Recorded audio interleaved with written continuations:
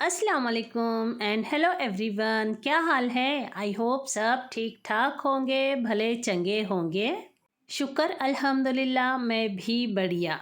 ठंडी का मौसम बहुत बहुत ठंडा ठंडा लग रहा है। कपड़े धोना स्किप कर कर के कितने दिन स्किप करेंगे जी। वैसे दो लोग हैं तो 4 या 5 दिन को धोती हूँ, तो भी थोड़े ही होते हैं। पर अभी ज़हीन भी आने वाला है, पादरी साहब भी आने वाले हैं, तो इसलिए पहला जो रुका हुआ काम है उसको पूरा कर लूँ।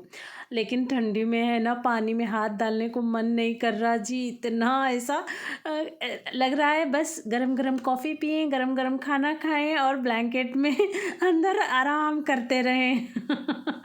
क्या करें, पर ऐसा नहीं हो सकता है ना जी हम किचन क्वीन के साथ। ऐसे सपने घर के सभी लोग सजा सकते हैं, पर हम लोग नहीं सजा सकते ना जी।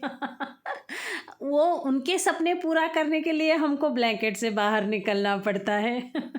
चलिए, कोई बात नहीं, ये तो रूटीन है, होते रहता है। पर सर्दियों में है ना, ऐसा दिल करता है कि बस आराम करते रहें। चलिए, अचार वगैरह सब मेरे कंप्लीट हो गए हैं साल भर का। अभी फ़िलहाल देखती हूँ आगे आपके साथ क्या शेयर करूँ। नॉर्मल रूटीन ज़हीन आ रहा है बोले तो चिकन चिकन चिकन। कड़ी 2 दिन से खा रहे हैं जी, बस हो गया, इसलिए थोड़ी सी डिस्कार्ड कर दी।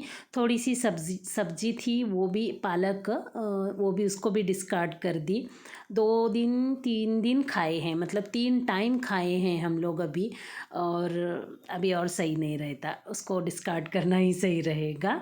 तो अभी है ना, देख रही हूँ क्या पकाऊँ क्या ना पकाऊँ, क्योंकि शाम में पात्री साहब आने वाले हैं, तो उनका मन क्या करता है खाने को। और ऑफ़िस के काम से आ रहे हैं, ऑफ़िस के काम से आते हैं तो कभी कभार खाते हैं, कभी कभार नहीं, वहीं से खा कर आए होते हैं। तो अभी फ़ोन पर बात होंगी तो पता चलेगा कि मुझे शाम तक क्या करना है और क्या नहीं करना है। इसलिए थोड़ा सा 19-20 है जो बचा हुआ है ना फ्रिज में, उसी को ख़त्म करने की तैयारी चल रही है। और जो इधर उधर का काम है ना, वो भी समेट रही हूँ, क्योंकि मुझे यूसुफ़ को बहुत ज़्यादा टाइम देना पड़ रहा है। मतलब काम ना भी करूँ ना, तो उसके सामने बैठ के रहना पड़ रहा है, तब वो भी अच्छे से कर रहा है। और मेरे साथ उसे बातें भी करने का रहता है, और मैं सामने बैठूँ तो शायद उसकी उँगलियाँ जल्दी जल्दी चलती हैं, क्वेश्चंस जल्दी जल्दी करता है। और ये काम तो मुझे करना पड़ेगा ना जी। लेकिन 2-3 दिन है ना, मैं बाहर से मेस से लाकर उसको खाने को दी थी, और जो दोपहर का वगैरह था ना, मैं वही खाई थी। पिछले वीडियोस में आपके साथ शेयर भी कर चुकी हूँ, शायद वाईपी मॉम एंड फूड पर शेयर करी हूँ। और अभी टाइम भी वैसा ही है, मतलब कुछ भी हो यूसुफ़ को ही ज़्यादा टाइम देना है, ताकि वो अच्छे से पढ़ाई करके निकले। और एक कमेंट आया था जी मुझे, कितना परेशान कर रही हो कि इतना ठोक पीट के डॉक्टर बना के किसका किसका बेड़ा गर्क करोगी। अस्तगफिरुल्लाह जी, ऐसे क्यों बोलते हैं। और ज़हीन के टाइम में भी एक बंदी ऐसे ही बोली थी, तब तो व्लॉग नहीं बनाती थी, वो तो सीधा फ्रंट मुंह पर बोली थी। पर मुझे याद है, इंशाअल्लाह मैं जब मेरे ज़हीन की एमबीबीएस की पूरी डिग्री मेरे हाथ में आएगी ना, तब मैं उसको दो सुना के आऊँ कि ऐसा सोच रही हूँ। पर मेरा दिल है ना, जब गुस्सा आता है तो ऐसा लगता है 2-4 बातें ठोक के सुना दूँ, और आमने सामने हो तो मुस्कुराते हुए ऐसे सुनाती हूँ, और सामने वाले को पता भी चल जाता है ये मुस्कुराहट के अंदर अपना गुस्सा निकाल रही है।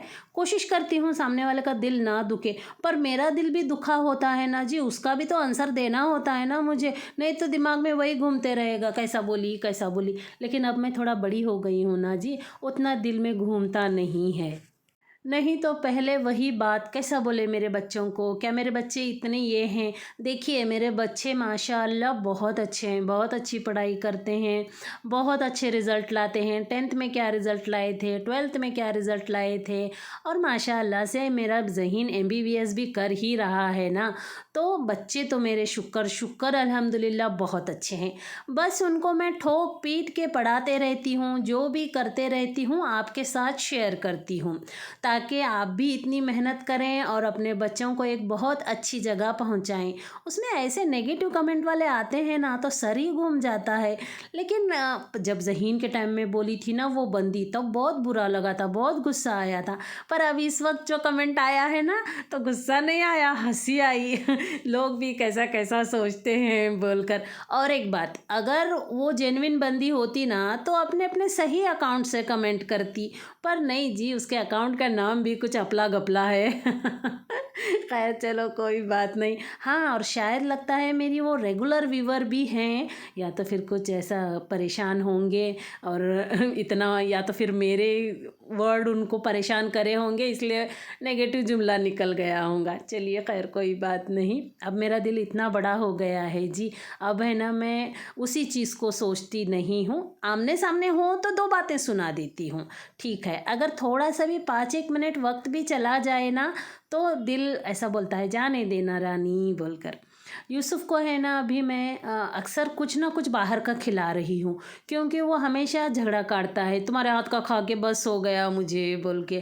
तो यहाँ एक वर्षा भाभी है, उन्होंने एक बहुत अच्छा मुझे पहले हंस लेती हूँ आज सजेशन दिया है।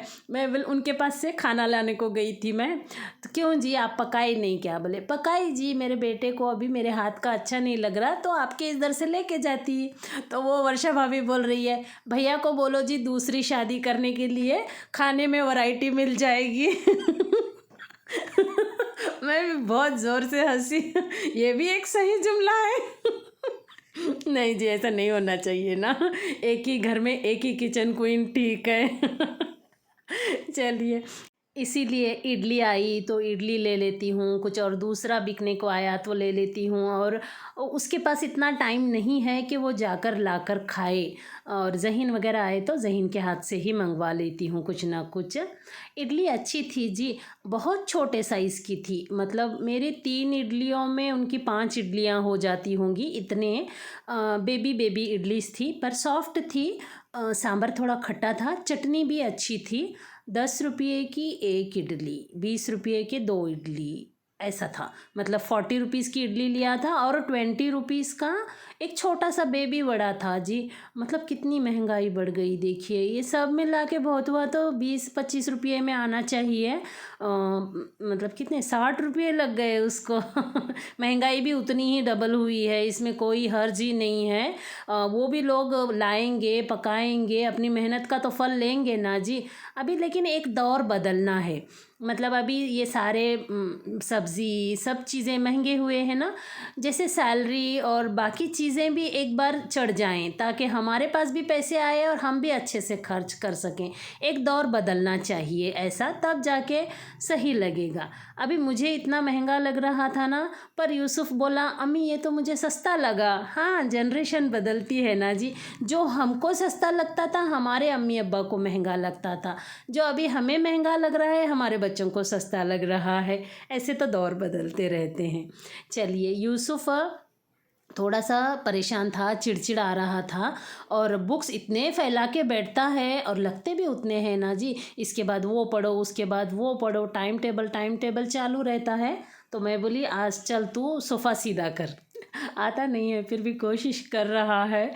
मेरी अम्मी, मेरे ख़ानदान में सभी लोग मुझे बोलते हैं रानी बच्चों को पढ़ाई करने के सिवा कुछ नहीं सिखाई तू बोल के। तो इस पर मेरा ज़हीन और पात्री साहब और मेरे जो बड़े अब्बा वगैरह लोग हैं ना, वो बोलते हैं रानी जो सिखा रही है वो सिखाना बहुत ज़रूरी है। दुनियादारी तो सिखाने के लिए 2 महीने नहीं लगेंगे, दुनिया सब दुनियादारी सिखा देगी, सब काम आ जाएगा बाद में। जो रानी सिखा रही है ना वो सिखाने के लिए टाइम लगता है। बेटे तू लगी रहे बोलते हैं। कभी बड़े अम्मी, कभी कोई गुस्सा करे ना तो मेरे अब्बा, मेरे चाचा, मेरे बड़े पापा वगैरह मेरा साइड लेते हैं। चलिए, मॉर्निंग रूटीन चल रही है। जो बचा कुचा यूज़ करना है बोल रही हूँ ना, मतलब फ्रिज में रखी थी आलू की सब्ज़ी, मेथी की सब्ज़ी, मेथी की सब्ज़ी में दाल है, इसलिए मुझे थोड़ा सा पानी डालकर पीसना पड़ा, नहीं तो मैं जो सब्ज़ी रहती ना उसी में पीस लेती हूँ, पानी बिल्कुल नहीं डालती हूँ।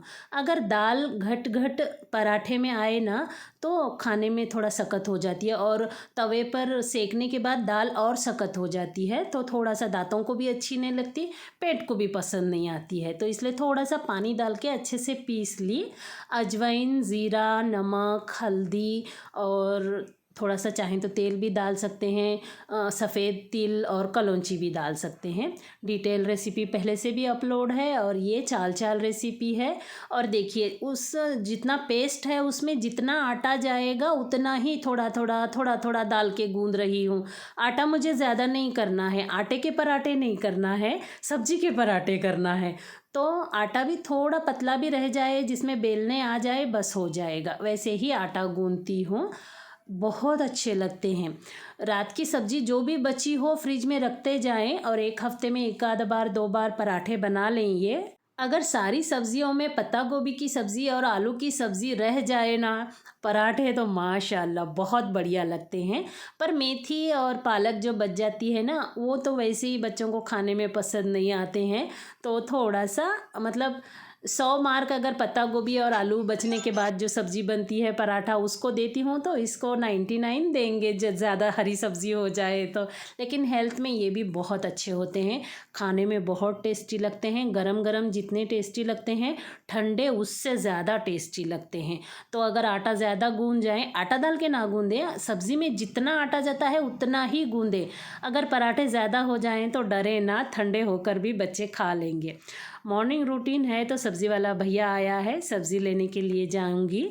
और अभी तो सुबह चल रही है, दिन सारा बाकी है, काम तो होता रहेगा।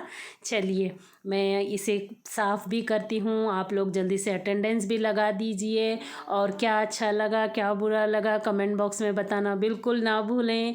भले ही नेगेटिव कमेंट लिख भी देना, तो पोस्ट करने से पहले उसके अंदर के वर्ड थोड़ा सा चेक कर लें, ये सही है क्या, ताकि आप और मैं दोनों जन्नत में जाए ना जी, ज़ुबान की हिफाजत करके।